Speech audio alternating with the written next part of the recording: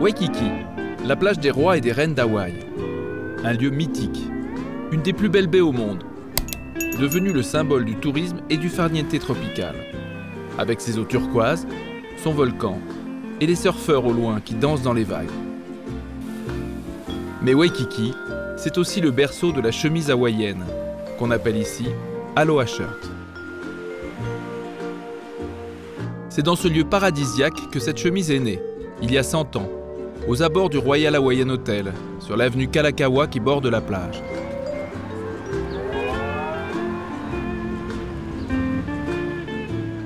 Au numéro 4561, précisément. La boutique existe encore, les propriétaires ont changé plusieurs fois depuis 1905, mais on y vend toujours des chemises hawaïennes, c'est même aujourd'hui une boutique de luxe. On trouve dans ce magasin les répliques des chemises les plus célèbres, comme la Tapa Tiare d'Elvis Presley ou la Land of Aloha que portait Mick Jagger. Nous avons créé notre entreprise il y a 20 ans pour fabriquer des chemises hawaïennes en soie, avec des motifs vintage des années 30 jusqu'aux années 50. Nos chemises sont des copies de modèles originaux que nous adaptons à la soie, qui est un tissu très confortable. Mais tous les vieux modèles ne sont pas très vendeurs. Alors nous essayons de trouver ceux qui se vendent le mieux parmi les modèles vintage.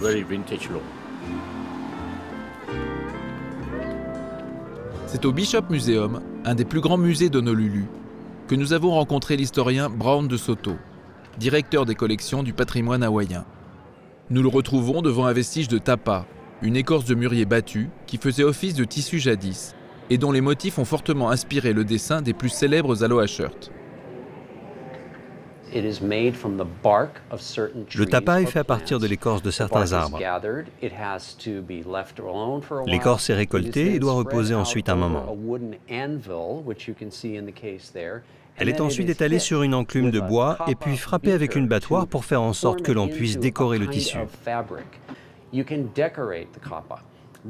Ceux-ci ont été faits en taillant des formes sur des tranches de bambou. Ces formes étaient souvent des motifs géométriques. Différentes teintures ont été créées à partir de plantes pour pouvoir obtenir différentes couleurs. Puis des tampons couverts de teinture étaient pressés sur la surface du tapa. Certaines de ces pièces de tapa traditionnels hawaïens existent encore et sont ici au Bishop Museum. Elles ont été utilisées comme inspiration par les artistes qui ont inventé les motifs de l'Aloha Shirt dans les années 40 et 50.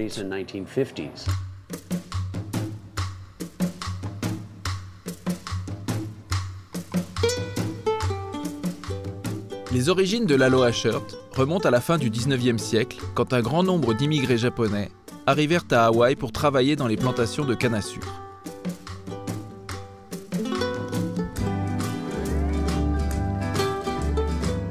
Avec eux, parmi leurs effets personnels, du tissu très sophistiqué pour fabriquer des kimonos et des robes. C'est donc des motifs japonais très colorés que l'on retrouve à l'époque sur les premières Aloha Shirts. À cette époque, au début du XXe siècle, beaucoup de femmes japonaises fabriquaient elles-mêmes les habits que portaient leurs familles. Et donc, pour leurs enfants en particulier, elles achetaient du tissu. Il y avait le mont Fuji ou des chrysanthèmes, des motifs typiquement japonais, parce que le tissu était à cette époque teint et produit au Japon, pour le marché japonais, pour les yukata, les robes ou les kimonos, qui est un vêtement plus formel au Japon.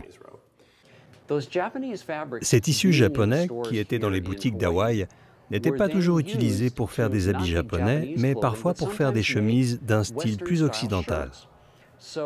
Au début des années 30, les adolescents et les jeunes adultes de toutes les communautés ont commencé à porter ces chemises très colorées. Les chemises étaient faites sur commande. Il y avait des entreprises qui employaient des couturières. Vous pouviez aller directement au magasin, choisir le tissu qui vous plaisait et vous faire faire une chemise avec. Ce n'était vraiment pas cher. C'est ainsi que ces chemises très colorées ont commencé à être à la mode.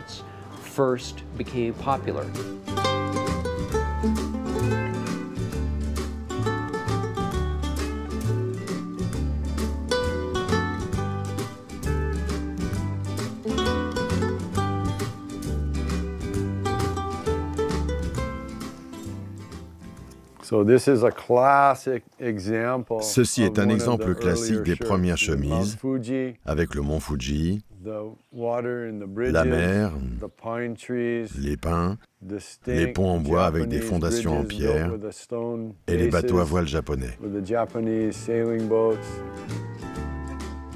La paternité de l'Aloha Shirt est l'objet d'une controverse.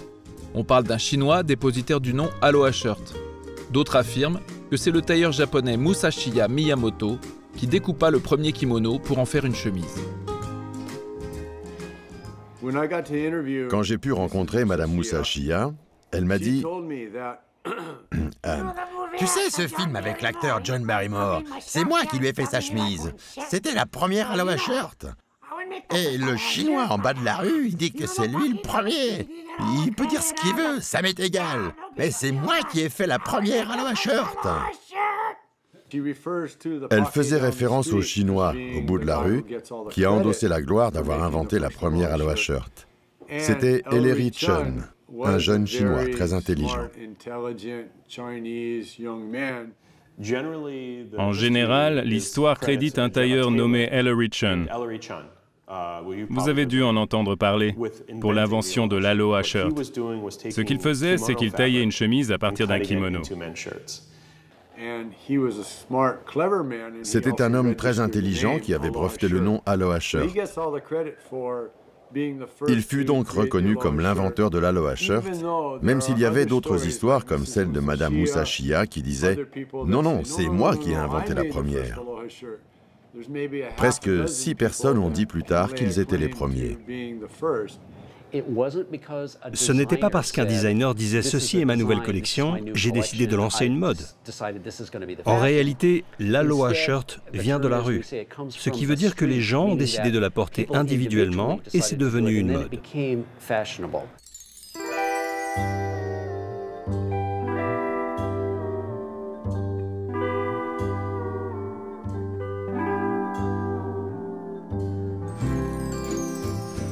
L'Aloha Shirt est né spontanément parmi les immigrés d'Hawaï.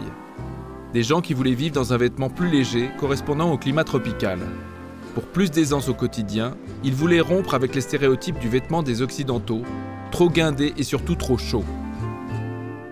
C'est sur les hauteurs du volcan de Waikiki, le Diamond Head, dans un écrin de verdure, que vit Dale Hope, un designer d'Aloha Shirt. Ses parents dirigeaient la marque Kahala, une fabrique de chemises à Waikiki. C'est aujourd'hui un des principaux collectionneurs de chemises hawaïennes, et dans sa collection, on voit très bien comment le kimono-like shirt est devenu au fil des années l'Aloha Shirt. Petit à petit, le Diamond Head va remplacer le mont Fuji.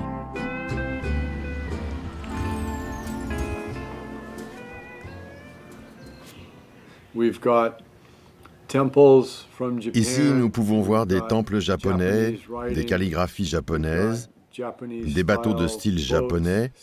C'est vraiment l'imprimé classique oriental.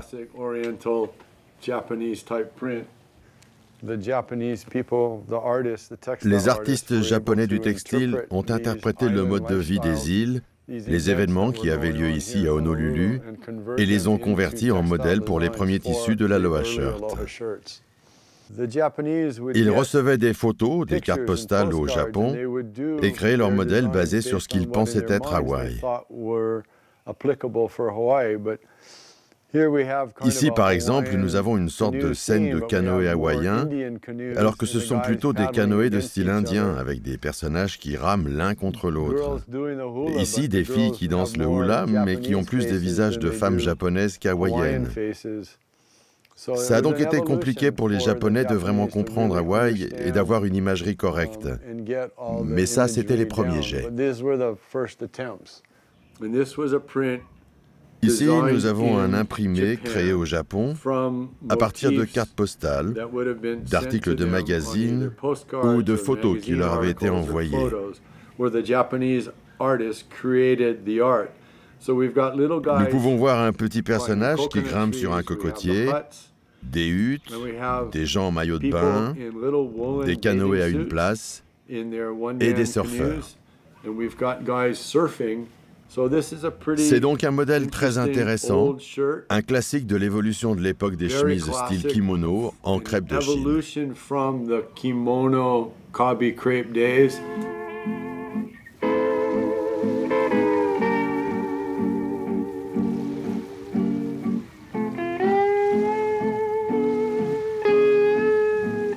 L'aloha shirt est né à Waikiki, dans un décor exotique d'exception, mais aussi dans un creuset multiculturel sans pareil, qui n'a cessé d'alimenter l'inspiration des motifs qui sont dessinés sur ce voile de coton, comme un miroir de l'esprit des îles du Pacifique.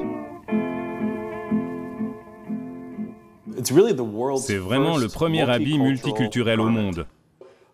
Évidemment, le kimono a une influence énorme dans l'origine de l'aloha shirt. Le pareo, lui aussi, a eu une grande influence. Edel a fait beaucoup de recherches sur ce sujet. Les premières chemises viennent souvent du pareo, qui est en général un tissu bicolore très simple, avec des motifs de fleurs ou des feuilles, souvent rouges et blancs, ou bleu marine et blanc.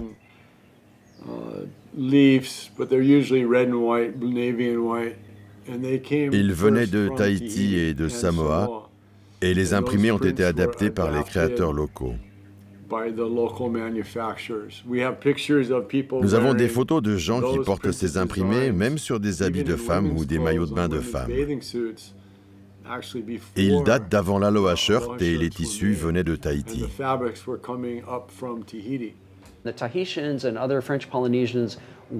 Les Tahitiens et autres Français polynésiens portaient parfois le pareo en plus d'habits occidentaux, ou alors seul, autour de la taille pour les hommes et autour du cou pour les femmes. C'était très confortable. Vous pouviez nager avec ou le porter comme un habit de tous les jours. Vous pouvez voir sur cette photo qu'ils portent des chemises avec des motifs de pareo tahitien et des shorts imprimés. Je pense que ça a eu une énorme influence sur moi, comme pour les résidents de l'île et même les touristes qui venaient ici à Hawaï. Donc, toutes ces influences réunies ont fait de l'aloha shirt ce qu'elle est aujourd'hui. Et quelle que soit la culture populaire, l'aloha shirt continue d'y être reflétée, encore et toujours. Mais qu'est-ce qu'un aloha shirt exactement? Pour y répondre, nous sommes allés à l'usine Kahala, une manufacture qui fabrique des aloha shirts depuis le début de son histoire. C'est le patron bleu qui est utilisé pour couper les tissus. Comme ça, l'ouvrier reçoit les pièces à couper, il sait exactement où les placer et le patron correspond parfaitement.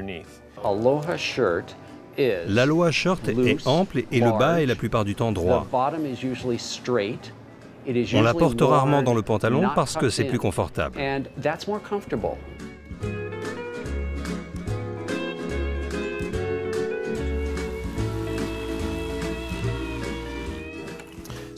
Donc Fred est en train de couper la poche dans le tissu. Le tissu est retourné, n'est-ce pas?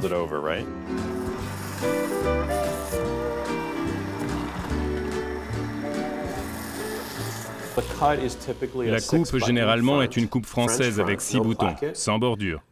Il peut y avoir 1 ou 2 imprimés différents. Les manches mesurent entre 8 et 11 pouces.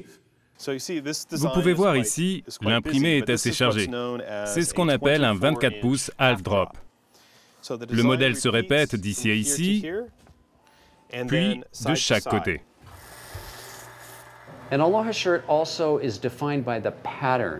L'aloha shirt est aussi définie par le motif, ce qui veut dire qu'elle est souvent très colorée. 2 couleurs au moins et un imprimé très audacieux.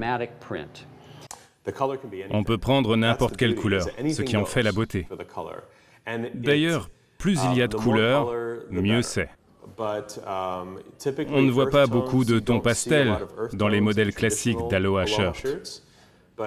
Mais avec le temps, on en a créé pour aller avec des pantalons ou des shorts. Donc on peut voir un fond neutre avec des motifs colorés dessus. Un autre sujet intéressant, c'est celui des chemises pour les touristes et celles pour ceux qui vivent ici, les locaux. Au début, ça c'était la face. On retournait la chemise à l'envers. car les usines étaient trop petites et ne pouvaient pas faire d'impression sur mesure. Pour faire en sorte que les imprimés aux couleurs vives plaisent aux locaux, ils retournaient le tissu à l'envers parce qu'ils ne pouvaient pas imprimer des couleurs pastel. Les modèles des chemises devaient ressembler plus au Pacifique, l'océan, avec des palmiers, des cocotiers, des poissons, la mer, autant de choses associées à l'évocation de l'océan Pacifique ou ses cultures, car il y en avait beaucoup en Polynésie. Pour les touristes qui viennent à Hawaï, la définition standard, c'est une chemise d'Hawaï faite à Hawaï, qui capture l'esprit ou les sensations de l'île. Que ce soit la nature, la flore, la faune ou les poissons, toutes ces choses-là. Nous avons assisté à une évolution de l'Aloha Shirt très graphique et plus audacieuse qui a commencé dans les années 50-60. C'est dans les années 60 qu'est venue la mode de porter des chemises plus mates, moins colorées, moins dorées, moins flashy. Ce type d'Aloha Shirt est devenu un standard pour de nombreux hommes d'affaires hawaïens, au lieu de porter un costume cravate. Je pense que le meilleur moyen de décrire l'Aloha Shirt, c'est de dire qu'elle s'approprie une sensation de détente et de bonheur.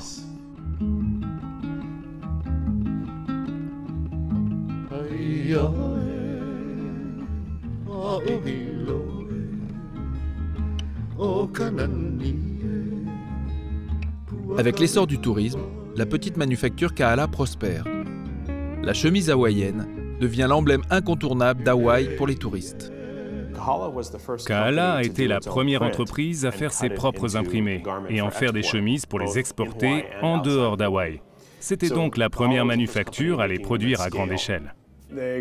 Ils avaient une petite fabrique qui a commencé à vendre des chemises dans les hôtels et les magasins pour répondre à une demande croissante à Waikiki. Ils ont produit à l'époque parmi les meilleures chemises jamais produites à Honolulu.